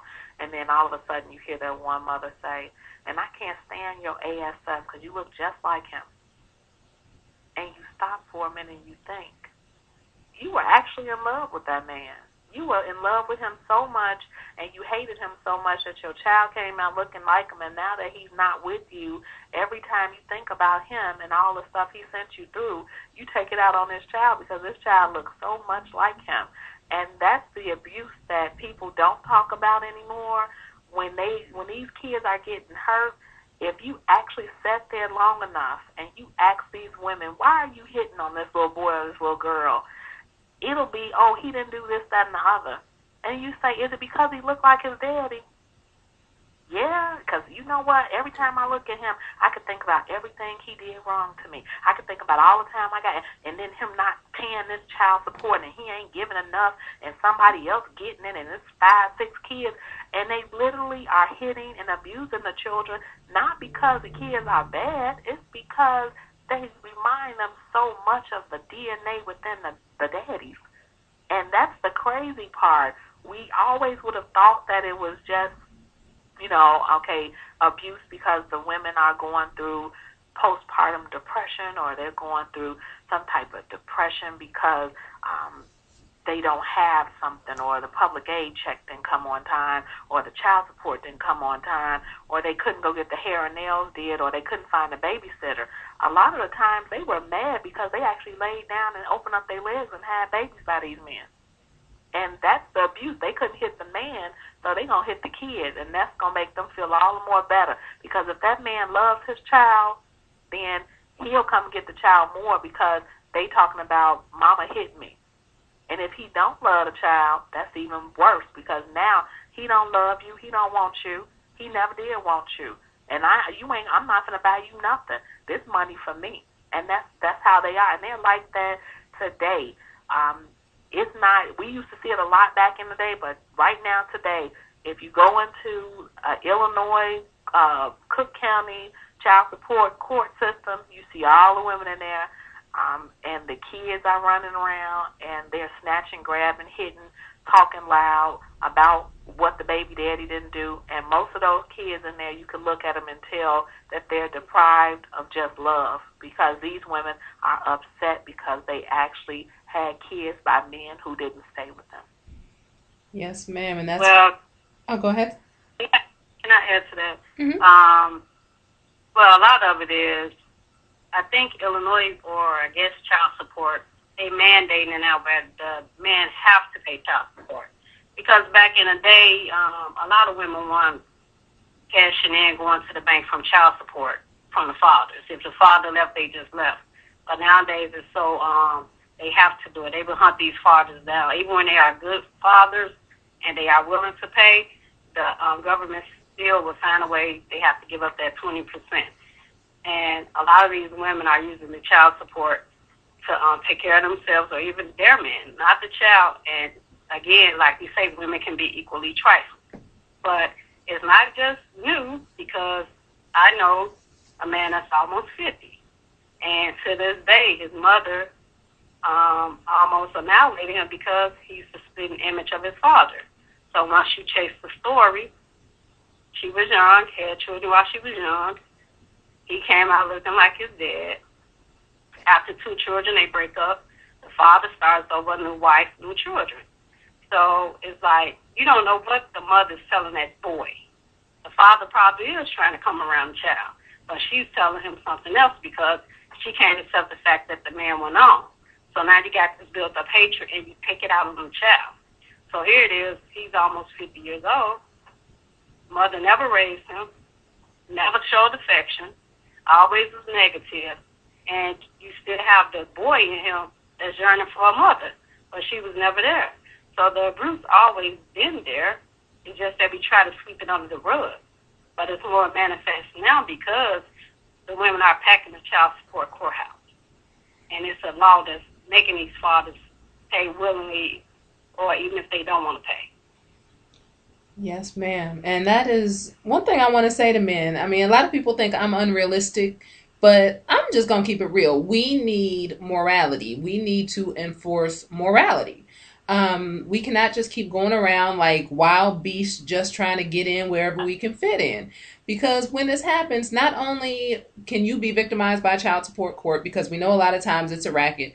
A lot of times the brothers that are really trifling never get brought to court, and the brothers who are trying to really do something are the ones you see getting caught up. But it's not just about child support. That's a selfish way to view it. Think about the children. You going out and having sex with a woman you barely know anything about, and then you leaving these monsters to raise your children. And your children are the ones who pay. You act like you don't know when you have sex with somebody that they can get pregnant. It's not you that's got to pay that price. It's your child. And you need to start being mature enough to think about these things beforehand. If you are not ready to have a child with a woman, then don't have protected sex. Just don't have sex. Stuff happens. And you should care enough about your progeny to not put them in a position where they are going to be tormented every day because of your actions or just because somebody doesn't like you.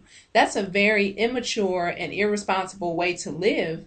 And I don't care if people think it's unrealistic or not. I think that we need to hold ourselves to a much, much higher standard. A lot of things that we do now are pretty much from slavery. Beating our children, whipping them and all that. I was watching a documentary on Africa. And the way they handled their children was so much different than the way that we handle ours. If there was a child that was being mischievous, because their children wasn't buck wild like ours, because they got love, they didn't need to be. But they would take the child and hold their hand and go on a walk and talk to the children, show them attention, really getting to know that child's personality. That's how they handled it. And that was enough to soothe the child and calm that child down.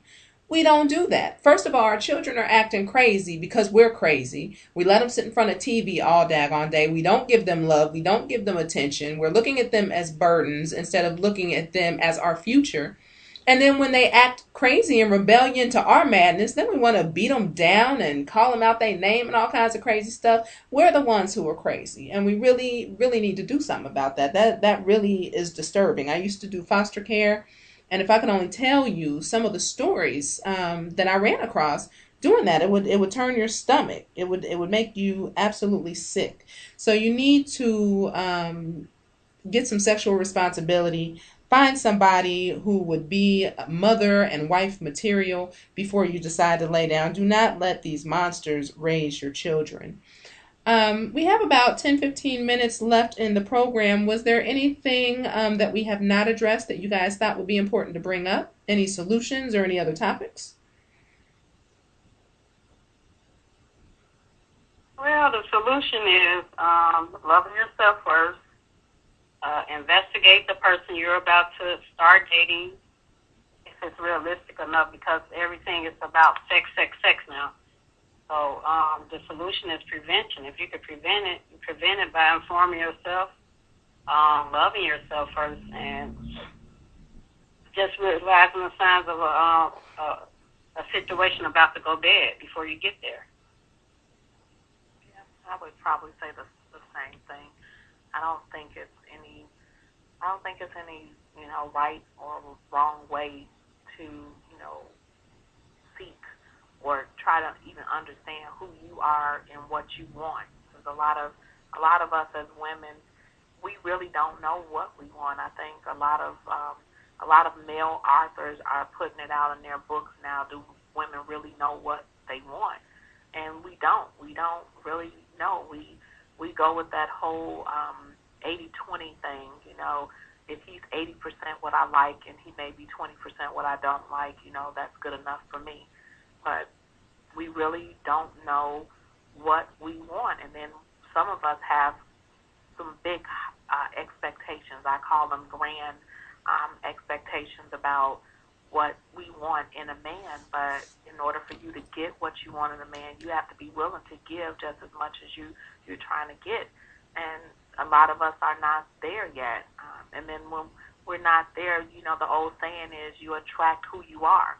If you are the type of person who curse all day, always gotta, say something negative about somebody else, willing to throw down and fight instead of having a conversation or a end point to an argument instead of the whole, just brutal things that we do when we find ourselves in a bad situation, then those are the type of men we're going to attract. It's not something like, we have like this pheromone inside of us that says we're bad, so we need to, they're bad and that's what's work, or the whole battery thing. He's a negative and I'm a positive, so we're going to work good together. That's not true. And that's how we were raised. All opposites attract. That's what we were always told. Two positive people, we just won't work out because after a while we'll get bored with each other. You got to find somebody who doesn't have everything that you want in him, because he'll make you look good and compliment things where you look bad, and vice versa. And we're not there. I mean, that was something that was written for a small group of people. It wasn't the majority of us. The majority of us do tend to fare well with people who have a lot in common with us. The majority of us do want to be with people who are a positive, and I'm a positive, because I don't have time to raise you, and I definitely don't want you to raise me. And if we can kind of get to some point in our lives where we understand that we need to know who we are first before we go out seeking, then we actually will have more people with good relationships. More children will be born into better households. Most of the things that we were taught about slavery and, what happened when we came off the boat, those things will actually kind of diminish from our minds from the standpoint of all the negativity that was attached to them, because we will then be creating a more positive, platform for what we are as, couples in relationships. And I think that's what's important today. It's not just having someone to hold you at night or give you something in a sexual desire. I think it's now being able to communicate long enough to know that this is the person I want to be with for the rest of my life. And yeah, we may have an argument, but we also can agree to disagree. Yes, ma'am. And I know as we start to wind down here that you do have a book coming out in July. So definitely, if you want to give us the title again and tell us a little bit more about that so that we can be looking for it. It's called Well-Planned Exit, and it's basically an anthology of it's different stories. They're true stories. The only thing I did was change names, some of the places in which the stories occurred. These are stories that I decided to put into this book because these were actually clients of mine or people that I grew up around, and they went through domestic violence. They went through situations where someone did not live to see the next day because of things that were going on. And I wanted people to actually read these stories. I wanted them to get so into the story that they can actually envision what was happening. And then I wanted to kind of bring them down to a point where they could understand this did not have to happen. If these things were put in place or these resources were available, or if someone actually sat down long enough and talked to this woman or this man and told them what, would have made them feel a little bit more at ease with who they were, then this result would not have happened. So it's basically a book that's actually going to help survivors. It's going to help people who are currently going through situations. It's going to actually make people wonder. Most people who read it are probably going to be trying to figure out, I wonder who that was. Where was that? Is this something that was in the news? Everything that they're going to read is something that it was in the news. Half of it was in the news and the other half was not. But at the end of the day, it's something that we could have stopped if we had known it was happening, or if someone would have actually spoke up and said, this is going on, and where do we get help? So I wanted folks to just understand that it's a lot of things that we go through in life, and a lot of people we come across, we're acquainted with, or we read about in the media, and their situation didn't have to end the way it ended. There is a well-planned exit, and I put some different strategies in there that will actually help people to understand what to do in certain situations, from the smallest of things, like the first time he calls you the B word, to the big things, the first time you caught him, putting his hands on your child. These are the things that you can do in order to get help, in order to reach out to someone that you talk to on a daily basis. Just putting that warning sign out there and letting people know that you're screaming out for help, but you just can't scream loud because he may hear you. This is a book that's going to help them get through and actually live another day, because most of the people in the book, they didn't live, and if they did live, they're really not living today. They're actually caught in this big old web of I can't really live anymore because I went through all of this. I don't know how to go on with my life, and I might as well be dead because he pretty much took my life from me. or she took my life from me. So yes, it's not just about women. It's about men who go through it too. And I wouldn't consider them to be weak men. I just would consider them to be men who were raised to believe that women could never do them in that manner, but they were also raised not to put their hands on a woman. Yeah, there was a lot of that going on. Well, I'll tell you what, when the book is ready to be released, Mumina knows how to get in touch with me. Let me know, and I will put it up on the blog for anybody that's interested. Also, if you need any help putting your book out, I've done it like 3 times. So if you need any help, let me know as well. And we will definitely stay in contact and let everybody know when your book comes out. Okay, thank you so much. You're welcome. Thank you. And thank you, Sister Mumina, for joining us on the program tonight. Yes, ma'am. I'd like to thank you for having a show. Congratulations on your book. Cassandra, congratulations on your book as well. And it was a good show. I really enjoyed the conversations, and I was enlightened as well. So with anything, we hope that the people who are listening, we hope you got some, you went away feeling empowered and equipped to move on to the next level. Thank you, Sister Freeman, for having us. Thank you. That is one of my best buds, Sister Mumina, one of the, as my husband says, one of the coolest Muslim women in the world. He thinks Mumina is just the coolest. So I thank both of them for joining us today. Before we close out, I did just want to let you know, I do have one more program that I'm working on for this month. And then starting in June, we are going to be going with the God's Gift series. Sometimes we may be doing 1 chapter. Sometimes we'll put 2 chapters together. I have some guests lined up. It's really going to be a fun experience. This is going to be for men and women. Just like I know a lot of y'all men sneaking and reading the book. Well, yeah, okay, y'all can come on and join us with God's Gift, because we do need your input. Sometimes I say stuff and women think I'm crazy. It's good to have a brother there saying, no, she's right about that. We really do think like that. So all summer long, we're going to be working on improving these relationships. So stay tuned. I'll give you more information about that on the next program in 2 weeks.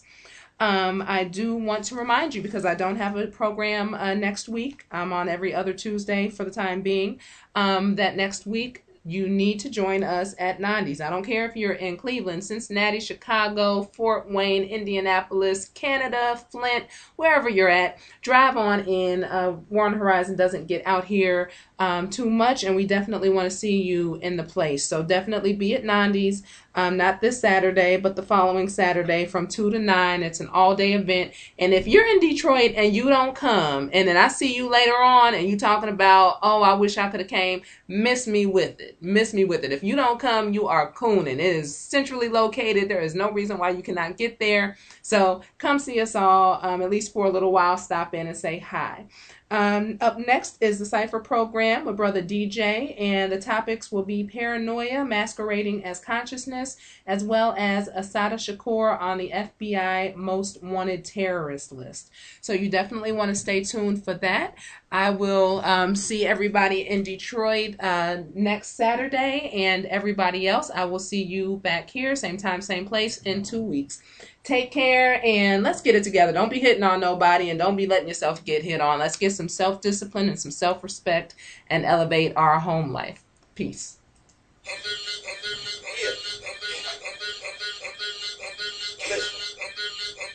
United Front General, guarding the black mineral. Speaking straightforward, never dropping subliminal. African freedom fighter, get white supremacists, criminal, riddle you with lyrics, but physically I'll get rid of you. The pain and oppression, black masses, they feel it too, they all can express it. I'm the vessel to spit it through. You claim that you spitting? Listen, homie, I spit a pool of blood for my ancestors. This message they send to you, the power of the pharaoh. Tell them one verse, you kill a crew of Uncle Tom rappers. All sellouts is getting chewed. They hijack the culture. The attack of the killer Jews. I call it how I see it. Y'all ain't worried about getting sued, cause I ain't got nothing. All I can do is drop a jewel. I'm always spitting heat. Sonic version of summer.